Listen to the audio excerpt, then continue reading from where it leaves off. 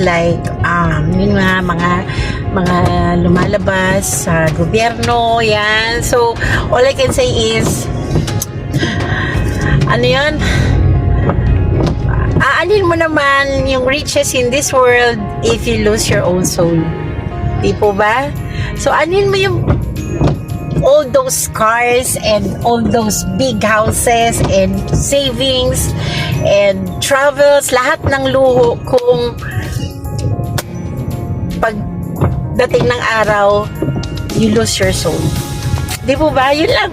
So it's better po na, pero alam mo, kung yumaman ka naman out of sa sipag, tiyaga at sa magandang paraan, and then it's a blessing from the Lord, then thank you Lord, di ba? And pero ano din, anuhin mo rin, kung yumaman ka, lay it down pa rin kay Lord yung treasures na yon. And sa tanong mo si Lord, Lord, anong gagawin ko sa money ko, no?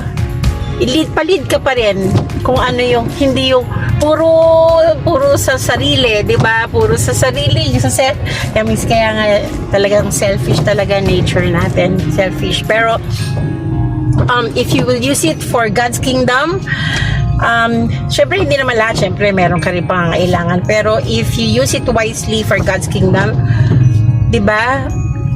Amen. Okay yun. Diba? Kaya po, kung sa ngayon po, I pray na maging ano po tayo, maging centered po tayo, Christ-centered life, no? Not material things centered. Ano ba yun? Tama ba yun? Not wealth-centered life po. Kasi temporary lang po yun. Doon po tayo sa permanent, for eternity. Saan po ba tayo pupunta? Ano? Ang eternal life, ang important po. That's why you need Christ now.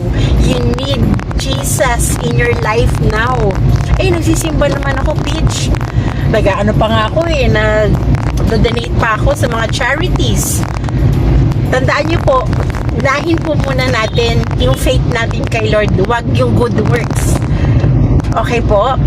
And once that you entered into a relationship with the Lord and you trust your life, you surrender your life to Him, you surrender your heart to Him, good work follows. Ano po? Yan. Pero wag po nating gawing yung good works natin, yung entry point na